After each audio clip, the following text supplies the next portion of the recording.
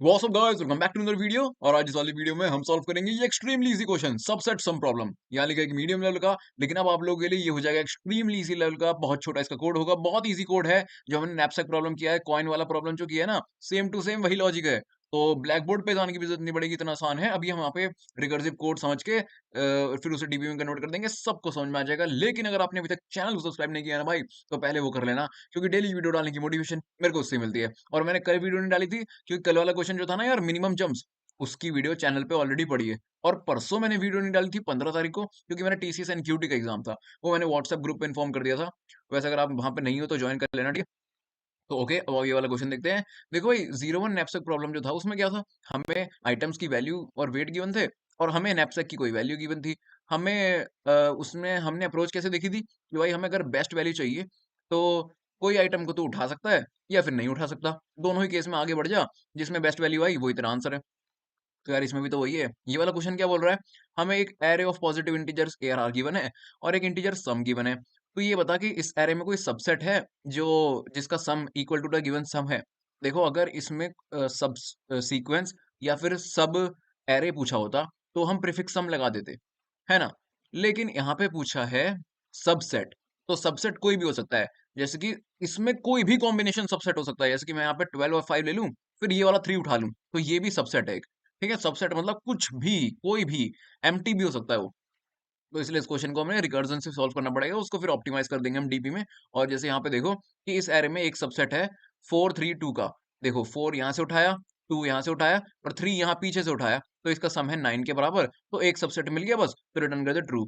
इस वाले पूरे एरे में ऐसा कोई सबसेट है ही नहीं जिसका सम 30 हो, तो रिटर्न कर दियो फॉल्स। ओके, बस इतना ही क्वेश्चन है। तो फिर आओ यार, यहाँ पे देखो, जो 01 नैपसैक में वो था हमारा लॉजिक कि भाई हम कोई आइटम उठा सकते हैं, नहीं, नहीं उठा सकते। अगर कोई आइटम हमने उठा लिया, तो जो हमारी कैपेसिटी है उसमें से उस आइटम का वेट माइनस हो जाएगा। अगर कोई नहीं उठाया तो कुछ नहीं होगा। इसमें भी हम वही करेंगे, हम कोई भी एलिमेंट उठा सकते हैं या नहीं उठा सकते। भाई अगर हमने उठा लिया, तो उसमें से सम में से उसकी वैल्यू माइनस कर दियो, वरना कुछ मत करियो। That's it. और जिस भी केस में आंसर ट्रू आ गया उसको रिटर्न कर दियो, किसी भी केस में आंसर ट्रू नहीं आया तो उसको फॉल्स रिटर्न कर दियो। लो भैया, इतना ही आसान यहाँ पे क्वेश्चन था।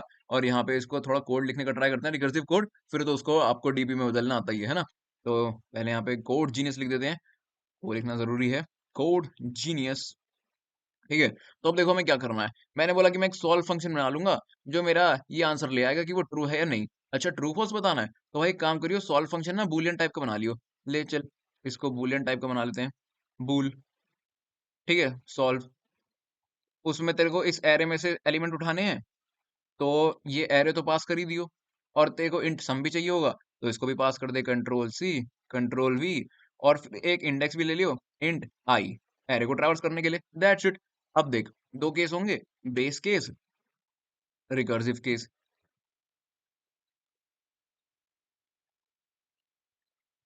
ठीक है, ब्लैक बोर्ड पे नहीं ले जा रहा मैं, क्योंकि नैपसैक वाला प्रॉब्लम और कॉइन वाला जो प्रॉब्लम था ना, सेम टू सेम लॉजिक है वही। इसमें भी हम या तो कोई एलिमेंट उठा सकते हैं, इंट, इंट नहीं, ये बूलियन टाइप का फंक्शन है ना, तो एक काम कर, बूल पिक बना ले, उसको भी फॉल्स से इनिशियलाइज कर दे। और एक बूल इसी लाइन में बना लेना, नो पिक बना ले, उसको भी फॉल्स से इनिशियलाइज कर दे। ठीक है। अब तू मेरे को एक बात बता, अगर तूने कोई एलिमेंट उठा लिया, तो तेरा फंक्शन कैसे कॉल होगा, और नहीं उठाया तो कैसे कॉल होगा। वैसे एक चीज तो है, हम कोई एलिमेंट कब तक उठा सकते हैं भाई, इफ वो जो एलिमेंट है ARR ऑफ आई, उसकी वैल्यू या तो लेस देन या इक्वल टू हमारा सम है, तब होएगी, तभी तो हम उठाएंगे। अगर भाई उस एलिमेंट की ही वैल्यू सम से बड़ी है, तो उसको लेने का मतलब ही क्या, उसको उठाने का मतलब ही क्या, वो तो सम से बड़ा निकल जाएगा अपना आउटपुट। तो अगर छोटी है तभी उठाएंगे, पिक कर लेंगे, है ना। अगर हम पिक कर लिया कोई एलिमेंट, तो फिर क्या होगा, फंक्शन रिकर्सिवली कैसे कॉल होगा, सॉल्व, जो हमारा एरे है उसमें तो कोई चेंज नहीं आएगा, जो हमारा सम है उसमें से उस एलिमेंट की वैल्यू ना माइनस हो जाएगी, यानी कि सम माइनस ARR ऑफ आई, जो एलिमेंट हमने उठा लिया। ठीक है। और अगले एरे, बचे कुछ एरे के लिए कॉल होगा ना, तो जो हमारा आई है वो इंक्रीमेंट हो जाएगा, I+1। लो जी, इतना ही, एक ही लाइन का ये कोड था। और अगर दूसरा केस क्या था, नो पिक, जो एलिमेंट जिस पे हम खड़े हैं उसको अगर हमने नहीं उठाया, तो हमारा फंक्शन कैसे कॉल होगा। भाई इसको कंट्रोल सी, कंट्रोल वी कर, तेरे एरे में तो कोई चेंज नहीं आएगा, तूने कोई अगर वो नहीं उठाया एलिमेंट, तो तू अगले वाले बचे कुछ एरे के लिए कॉल करेगा, यानी कि i+1 तो यहाँ भी होगा, लेकिन इस बार दोस्त तूने एलिमेंट नहीं उठाया, तो सम में से तू कुछ माइनस नहीं करेगा, हटा दे इसे, बस।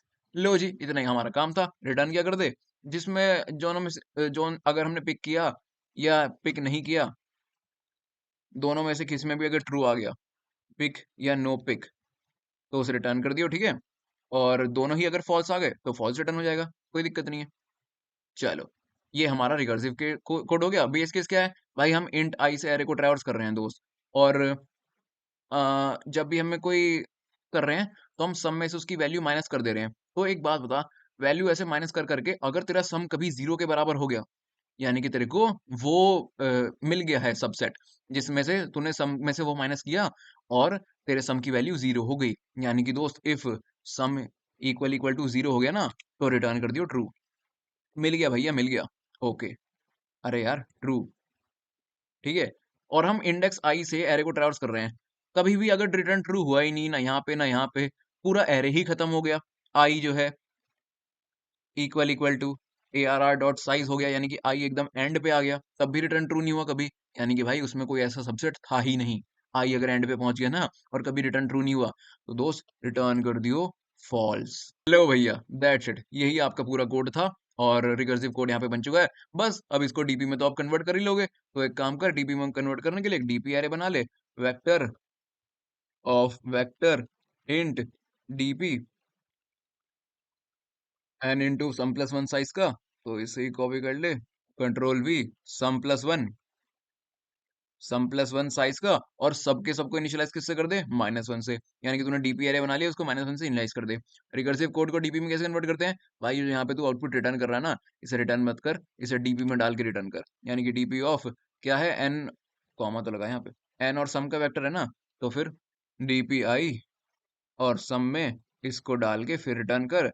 और बस तूने डीपी एरे को -1 से इनिशियलाइज किया था, तो ये जो रिकर्सिव कॉल्स तू मार रहा है, इससे पहले बस ये देख लियो कि कहीं तेरा इफ ये डीपी ऑफ आई कॉमा सम अगर -1 के बराबर नहीं है, यानी कि इसका आउटपुट तो पहले ही निकाल चुका है, तो फिर रिकर्सिव कॉल थोड़ी ना मारेगा, यहीं पे ही रिटर्न कर दे जो भी उसमें पड़ा है। That's it. मेरे ख्याल से हो गया ना सब। अ, और क्या, इस सॉल्व फंक्शन में कॉल कर देते हैं। ओके, हमने यहाँ पे डीपी अरे इस बार यहाँ पे बना लिया, तो फंक्शन में भी कॉल करना पड़ेगा। तो इसको ही कंट्रोल सी, कंट्रोल वी, ठीक है, कोड यहाँ पे डीबी में कन्वर्ट हो चुका है, बस ये तो हम कॉल वॉल कर रहे हैं। इसको पास कर दे, फंक्शन रिकर्सिवली कॉल कहाँ पे कर रहा है तू, यहाँ पे, तो यहाँ भी डीपी को पास कर दे, यहाँ भी डीपी। चलो ठीक है, ठीक है, ठीक है, ठीक है। और सॉल्व फंक्शन में ये सब डाल दे। सबसे पहले क्या डालना है सॉल्व फंक्शन में, ARR, तो ARR डाल दे। फिर सम, फिर इंडेक्स, इंडेक्स को 0 से स्टार्ट कर, और डीपी। चलो जी, इसको रिटर्न कर दियो, जो भी इसमें वैल्यू है। बूल टाइप का फंक्शन है ना, तो ट्रू आएगा तो ट्रू रिटर्न हो जाएगा, फॉल्स आएगा तो फॉल्स रिटर्न हो जाएगा। ये वाला भी फंक्शन बूल टाइप का है। बस अब इसे कंपाइल करके देखते हैं। कंपाइलेशन एरर है, क्यों, क्या हुआ?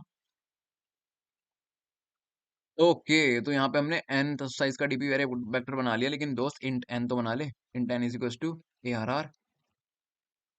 ARR डॉट साइज, ठीक है। और ये देखो, यहाँ पे हमने i+1 कॉमा डीपी की जगह डॉट डीपी लिख दिया। छोटी मोटी मिस्टेक होती रहती है, कंपाइल करके देखते हैं।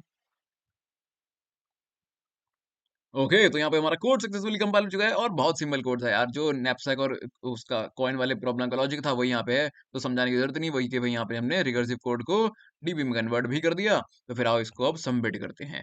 अगर आपको वीडियो अच्छी लगी और एकदम इजीली ये क्वेश्चन हल की तरह आपको समझ में आ गया, तो लाइक, कमेंट और सब्सक्राइब कर देना। यहाँ पे हमारे सारे टेस्ट पास हो चुके हैं। हमारी स्ट्रीक हो गई है 380 दिनों की। आज के लिए इतना ही, मैं मिलूंगा आपसे अगली वीडियो में, तब तक के लिए बाय।